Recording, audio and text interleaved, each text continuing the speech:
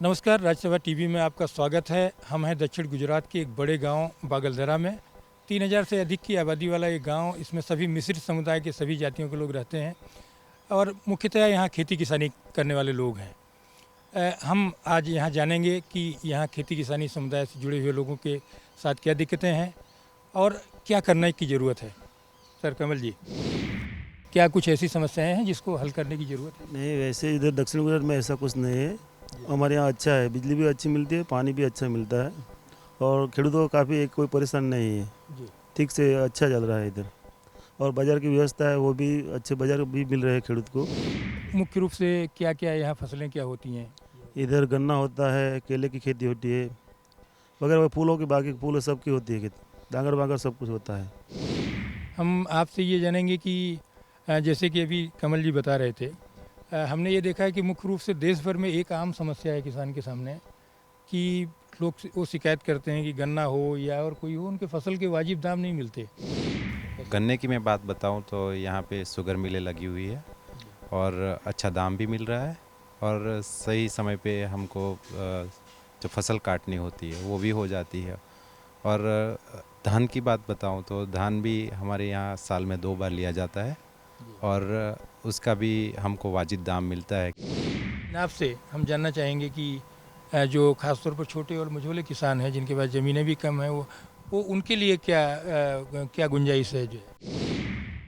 दूसरा खेडूत के यहाँ काम करने के लिए जाता है और दाम ठीक मिलता है? मिलता है। जो मनरेगा है उसके नाते खेत में मजदूर मिलना कम हो गए हैं, यहाँ क्या हालत है? नहीं, हमारे यहाँ तो ये स्थिति अलग है, पूरी अलग है। हमारे यहाँ तो मनरेगा में कोई आता ही नहीं। खेडूत के यहाँ दाम अच्छे मिलते हैं तो फिर मनरेगा में कोई आएगा ही नहीं।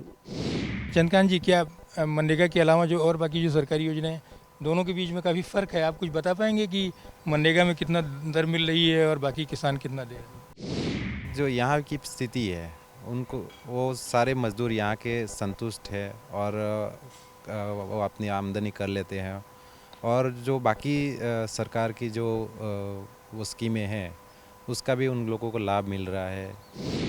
जो यहाँ के जो नौजवान कम्युनिटी है, जो किसान परिवारों के, वो क्या मतलब खेती में आने में उनकी दिलचस्पी है या कुछ और करना चाहते हैं? जो अच्छी तरह पढ़ नहीं पाते वो तो अपने पूर्वजों की खेती ही संभालते हैं और जो पढ़ लेते हैं अच्छी तरह ग्रेजुएट हो जाते हैं उनके लिए यहाँ पे व्यवसाय की भी व्यवस्था है, नौकरियाँ भी मिलती है यहाँ पे और सारी जो फैसिलिटीज़ है वो हमारे यहाँ तो दक्षिण गुजरात में तो 99% है।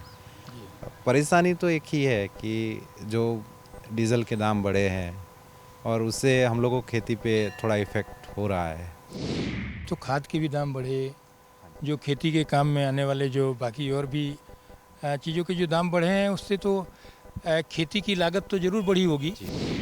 उसमें तो क्या रासायनिक खातर और जो उसका भाव बढ़ गया है और उसमें जो सहाय मिलती थी न, वो जो अभी नहीं मिल रही है, उसे थोड़ा परेशानी रहती है।